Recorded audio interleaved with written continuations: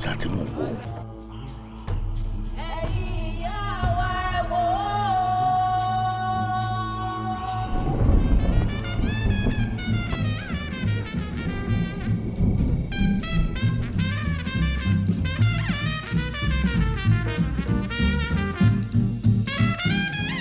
Some strange custom they have. Because the king is dead, some important chief has to commit suicide. You should have kept me informed. Osman's son, I believe. Why are you here? I came to bury my father. Your father's death is a barbaric custom. Simon's going to stop it. You have no respect for what you do not understand.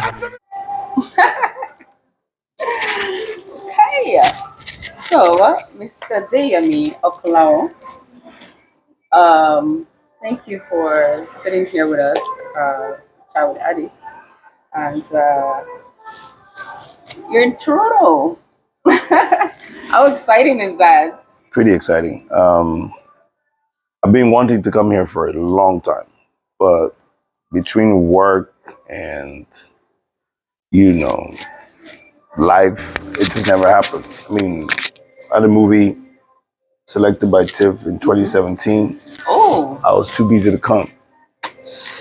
2017. 2017, yeah, I would have been here by then. So you were destined to be in Canada a long time ago. Yeah. It's been a long time coming. Oh my goodness. Wow. So how are you loving the city so far? It's a beautiful city. I mean, from what I've seen, the people are warm. It looks like a place with a lot of opportunities for people in different fields, especially, especially in film. Yeah. Exciting. Building that up. Yes. So of course, you guys, as you know, Mr. Deyemi is in film, is in television. He also does voice acting in theater. He's been in this for a very long time. And he has played roles in Omogeto, The Saga, Yes. Blood Sisters, King of Boys, that's just to name a few. He has plenty under his belt, you guys. And he has definitely received numerous awards. And of course, your role in The King's Horseman is the one that is on TIFF right now, you guys. You need to go and get your ticket and go buy it before TIFF is done. Go get that. Go watch it. So, of course, we're going to start with how is the family that you left back home, wifey and children? Everybody's good. I get to talk to them every day, Try to make sure my boys are behaving themselves when I'm out of the house. And not stressing mommy out. Exactly. And that's always their job. That's good. Thank you. Help us say hello to them when you get back. Will do. And of course, how did you get into acting? Period. Wow, that's a very long story, but I'll try to make it as short as possible.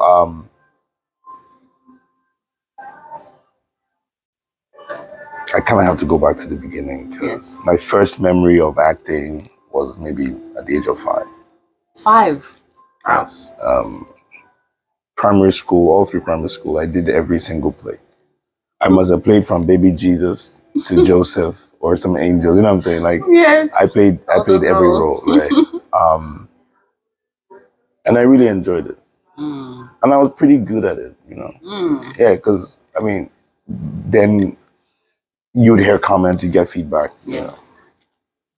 I used to read a lot of books. So my imagination was very, very active. Wild. Very active. And so I kind of got into high school and the drama thing just, it wasn't going to happen in high school. But when I was in uni studying chemical engineering, I had a business. My mom owned a bakery in Lagos. And so I used to sell her bread and cake on campus. She would supply me and I'll sell it. Entrepreneur. And then I, got involved with a faith-based, drama group. Okay. This is a university, school fellowship, Yes. And that was me coming back, sort of. And, I remember feeling very excited about it. Again, this was, ministry. Yes. I was studying engineering. The plan was try and get into oil and gas. But my career, my whole sales thing, apparently I was pretty good at it. My mom just goes, "Hey, while you're waiting for NYSC, why don't you just come work for me?" You know. And then I fell in love with it. You know, and what I was doing on my campus, I started doing across maybe 6 to 8 campuses. You know, in the western region of Nigeria, and people, you know, it's very important that people try things and then get feedback and then work with that feedback, you know, some kind of encouragement and feedback on how you can improve. Yeah. And that happened with me as well, you know. So my career in sales and marketing started. I left my mom, started my business, marketing consulting company for small businesses. Tried to scale the business. My partners didn't see the vision, so Went on your I own. decided to go on my own. But I got a job offer with a financial service company, and I joined them as the head of marketing, and left that business to start another one called Sales Target. I was a consultant for small businesses, sales consultant. And then I think sometime in 2010, somebody who had seen what I was doing with Quick Meets Marketing Solutions, we had this physical print ad letter, reached out and said, "Hey, I work with a company that's the online version of what you're doing," which was what I was trying to tell my partners then to do, you know, but yeah, we didn't get to do it. So they hired me. Then OLX, you know, I don't know OLX, but OLX is a big deal, you know, or was a big deal. Came and bought up Dealfish, the company I was working with. And so I became the head of marketing for this multinational company. And all this while, I was still acting in church. Again, there was no plan to do anything but just church. Yes. Random conversation during a sales call. Someone mentioned an audition to me, asked me if I was interested. I'm like, okay. I mean, I've been on stage all my life. I might as well go to the audition, get 2 roles from one audition. Because the guys who did the audition needed me. It was a secondary school story. They needed a teacher, and they hired me for that role. But some guys who couldn't afford to put together their own audition sat in the audience and were watching people who were auditioning. And then they approached me afterwards and said, "We would want you to play the lead role in our short film." So my first film, I was lead in a short film. Wow. Because they shot that before the main thing. By 2013, I had done quite a few short films, Blink, Ogagun. Ogagun is in Iniredu. Iniredu, that's the name of the short film. I played the character Ogagun. We did something about, you know, Shakespeare's Macbeth. So it was a Yoruba adaptation of Shakespeare's Macbeth. Yeah, and then we went ahead and did a web series called Giddy Up, which became hugely popular. So I was sitting down in OLX, head of marketing, earning a good salary. Like I was balling. And I started getting these opportunities to come and act that I knew I could not do a 9 to 5 alongside the level of the projects that I was being called to do. And so I made a very, very calculated decision. It was very calculated. It wasn't random. I didn't just quit my job to act. It was very calculated. I had savings, I had investments. I was much younger than I am now. And I was pretty clear about what I wanted out of my life. So I took 1 year off work. And I said, "Hey, you know what? I'm so good at sales and marketing that I always get a job. That's not even a problem.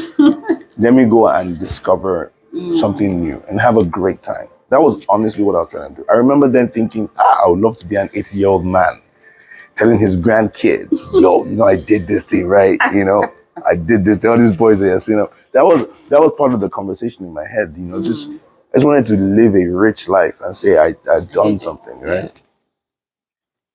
That's how 1 year became 2 years. Wow. Not because I wanted to, but work kept spilling over.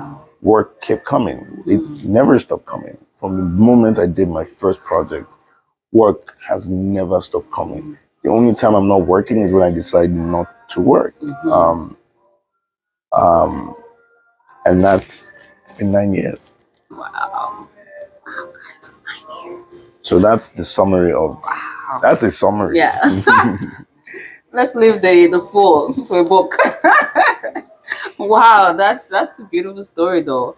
You've always been the go-getter and you've always been, I would believe you're dedicated to any craft you find yourself doing. That's why you become very good at it and become a success. And we can definitely see that in what you do in films. Thank you. And yes, you're doing a good job. Thank you for showing us your talents, your God's gifts. Our next question would definitely be, how hard, or would I say how easy has it been, like, being in the industry? And of course, being one of the highest grossing Nollywood actor, we see that already in your work ethics. You're good at whatever it is you find yourself doing, but it's different when you're now working in the midst of other colleagues that don't always wish you well and are in competition with you. How have you found it? Has it been easy climbing the ladder for the past 9 years? Has it been hard? What are the struggles? So I learned very early in life never to compete. I don't see competition. So not only don't I compete, if people were to try to compete with me, I don't see it. Oh, I don't have the apparatus to understand someone who's competing. I don't see anybody. Because truth be told, I am my biggest competition. Nobody drives me like me. The idea that I'm constantly setting such higher goals that require me to be a better version of myself. I'm so focused on that. I don't see competition. So for me, from the get-go, I already knew I had certain advantages. Because again, I was in business and I studied engineering. So my mind works very, very differently. Very, very differently. And I looked into the industry and I said, you know what? There are not a lot of people who look like me. There are not a lot of leading men who look like me. Like, back then, it was really about pretty faces. It was really about pretty faces. And I looked, I said, they must need a hard guy that's not too cute, I could possibly, play those kind of roles. You don't need, they give the fine boy roles, give me the rest. But more importantly, I was coming from a sales background, which meant that I knew enough about networking. And because of my experiences in life, I figured out that the best way to get ahead is to network in a way that shows that you have value to add. Yes. So my focus is never auditions. Because remember back then when people would go for all these aptitude tests, Yes. there'll be only 10 jobs. 10,000 people will go for aptitude tests. What are the chances? Yeah. And what I found was in my life, because I had results, I had the result of the work, Yes. I would jump ahead 10,000 people and get hired. Because they're trying to take a chance on someone out of the 10,000 or 10 people out of the 10,000. And here's one person who's already proven he can do this thing. So they just only 9 jobs left for those 10,000 and I get my gig. And the same thing applied in my career as an actor. Yes. I sat down, I decided first, I know the kind of life that I want to live. And whatever career, whatever activities I'm doing, they're all vehicles towards that life. And so acting became one of the vehicles towards the life. So I sat down and realized, okay, how does acting play? What part does it play in this overall objective? Yeah. And so I decided to figure out, okay, this is what I want out of acting. This is how much I want to earn. This is kind of standard of work I want to do because this is the kind of person that I am, And I was very honest with myself about my looks, about my talents, my skills, my work ethic. And so I built some kind of business plan. Yeah, it was some kind of business plan. It was really like detailed. I was like, my target audience was broken down into three. Like, yeah, producers who hire me, the media who amplify me, and then audiences who consume, my work, right? So those three were my target markets, and I had different things to serve, my targets. And I mean, I had the plan, and I just kept working the plan.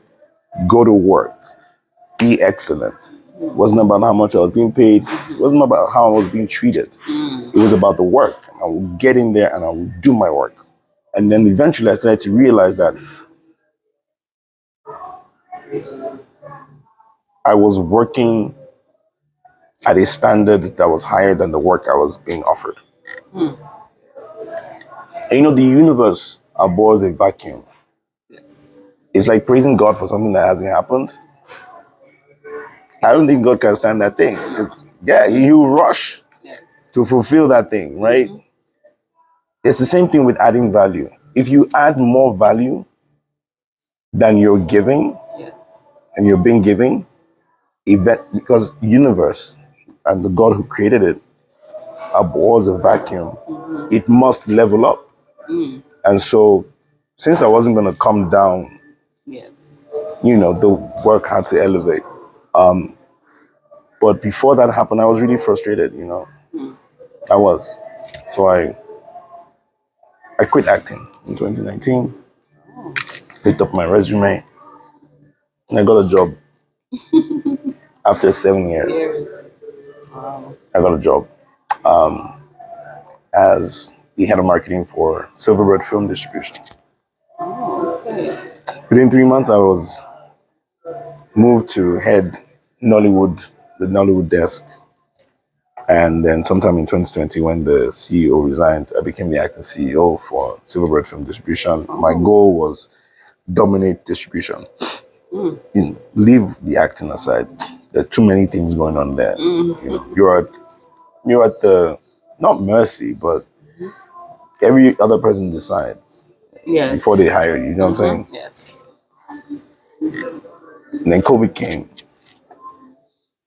and work stopped for months.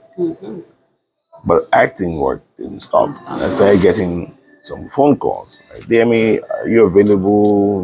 We have this project. Because I kept telling everybody I'm not available. I'm not available. I'm not available. Turns out, I was getting calls from everybody that I had wanted to work with for a very long time. Funke Akindele called me. Kimedi Tiba called me. Jede Shibera called me. Nazonuzo, Nia Kimolaya, Moabudu. Everybody was calling me. My phone was buzzing. I was doing all this work because I had set a goal to do something for my family. And I was working towards that goal. So the work was coming. And I wasn't even thinking about it up until I got to like November or December of that year. By then work had started. I was already now starting to say no to projects. I was done with acting, really, I was. And because I'm so work focused, my head is always down working. Like I'm always working. Not distracted. And then I looked up. I literally looked back and I saw all the work that I had done. And I was like, my life is about to change. My life is about to change. And the moment Omogete the Saga hit, December of 2020, my career changed. It was now a struggle to remain in paid employment. It was a struggle. And I wanted to. But, I've been here before. God has taken me through this process before. Yes. And so I knew the signs. I knew the signs. I knew what was going on. My heart was broken in 2019 when I quit acting. My heart was broken. And God was saying, your heart needed to be broken, bro. But it's time to come back. And so I quit my job again and got back into. Wow. And the King's Horseman is part of the work that came out. came out. Yes. Wow. Wow. Like you said, it's the universe. You know, God is the universe. So it's all the work that you've done pretty much just starting to pay off. So at the end of the day, it's still work ethics. The work ethics goes a long way. You It need does to go a be long way. determined. It Wow, does. You wow, need to be ready wow. to work hard. You need to be ready to shut out negative voices, you know, body language. People will treat you, yeah, people will You treat know, you African something. people, they're good at that. Nah, you just don't, you, you own your space, right? You respect yourself. The more you respect yourself, the more you behave in a certain way, the less chance it would give to people to disrespect you. However, once they do disrespect you, Yes. you now have the right to stand up. Because again, I'm that guy. I'm doing this. This is my work. But if I'm disrespected and I look up at you, you will know that that should have happened. And I will I'll put anybody in check. Thankfully, that hardly ever happens. Again, not the prettiest boy. My face is hard, so people they don't really want to test me. Oh, they're scared. No, but again, just do your job. All the drama and all that. Ignore. Ignore it. Don't be distracted. Don't be distracted, guys. But as we're talking on distraction, let's just give it a few minutes. We'll be right back. All right.